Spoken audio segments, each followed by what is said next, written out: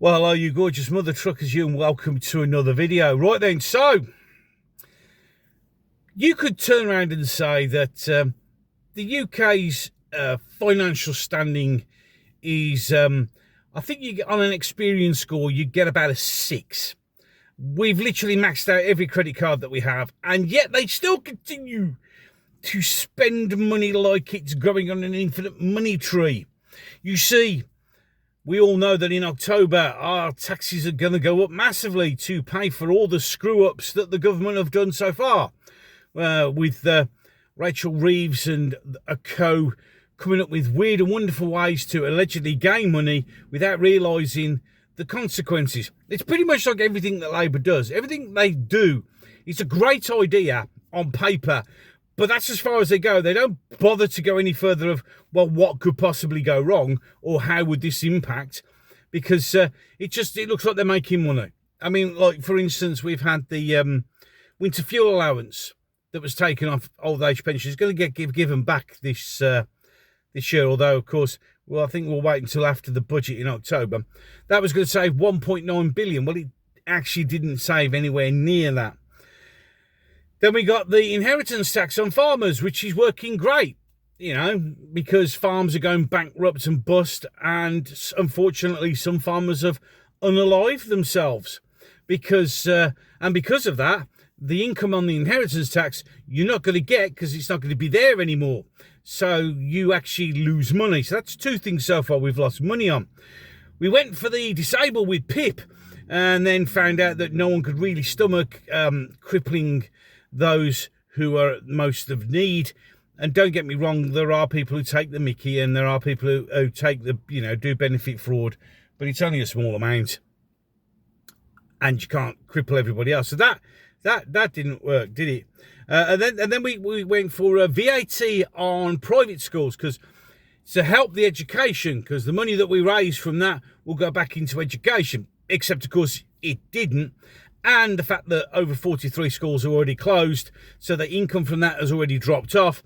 Oh, and then, of course, that means that there's all these pupils who now need to go into state schools who haven't got the room for the normal amount of children they get any case and are struggling to cope because the schools are falling down and haven't got the classrooms.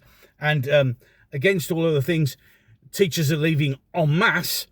It's just not going to work. So that income's dropped. So that didn't work. And, of course, remembering, of course, that proportionately affects SEND kids more because they couldn't do their educational needs in state schools because they didn't have it. So they had to go to a private school, which is now closed. It's now going to put it back in the state school that can't provide the stuff that they need. I mean, and she cares, Bridget Phillipson cares about all children. It's like, oh, we're giving you free breakfasts. The vast majority of people don't need it. And we're going to give you free school meals, except, of course, during the 6 weeks holiday, where they get nothing.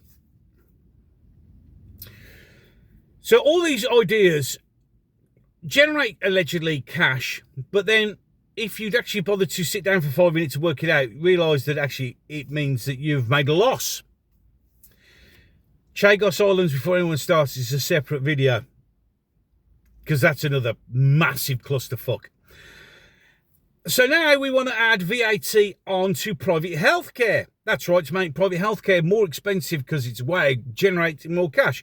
The problem with that is, of course, is like the private schools where they had the illusion that it was rich people doing it, when in reality sometimes it wasn't people who were rich. They scrimped and scaved, made every possible saving they could so they could give their child a better education.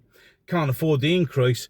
A lot of people have Bupa, maybe get it because they can't wait 6 years for that hip replacement. So they go private. They scrimp and they save and go private. And this is how it works. And even the company ones, which is the biggest thing, company ones, even they're scaling back now because of what's about to happen, which is 20% VAT being added on. And what that does is, like the private schools, it means that no one will have private healthcare. So all those people that were being absorbed by private healthcare and easing the pressure on the NHS will now have to go back to the NHS. So the waiting list will go up and the pressure will mount on an NHS that's just collapsing. And let's be honest, keeps going on fucking strike because they deserve more money. Well, I'm sorry, but if you are a genuine, honest caring person, you would look at the finances of this country and realise that maybe asking for another massive pay rise isn't potentially a good idea. I mean, you could end up with the one that the teachers got, which they got 4%. Well, actually only got 3% because the other percent has got to come out of the school budget, which hasn't got enough to maintain anything. So, again, it's another absolutely cracking idea here where we're going to get money and it's going to help. In reality, it's going to cost you more, you're going to lose money, and you're just going to put far, far more pressure on the NHS because some of it was being relieved by people paying for private healthcare, and you are, without doubt, awesome, aren't you? And then, with all that, everything else banged on, Ed Miliband goes, I'm going to send £11 billion over to the third world for their fucking climate change energy shit. That's right, ladies and gentlemen, another 11 billion. We've sent over 100 billion of our pounds abroad since these dickheads got in charge. Before they fell into power, because A, the vast majority of people didn't vote, and B, several people who did vote for Labour did it so they could stick it up the Conservatives, because, yeah, works well, doesn't it? Congratulations. Bravo. Bravo. So, yeah, so that's another £11 billion of money we haven't got being pissed away because, wow, we've got to save everybody else while burning our country to the ground and taxing every fucker to oblivion.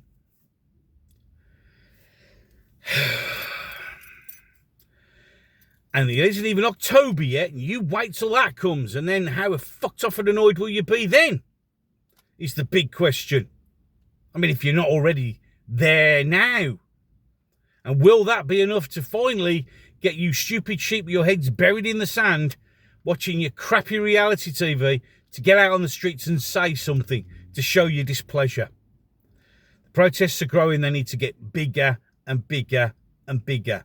And as long as they're peaceful being the key, that is a measure of success.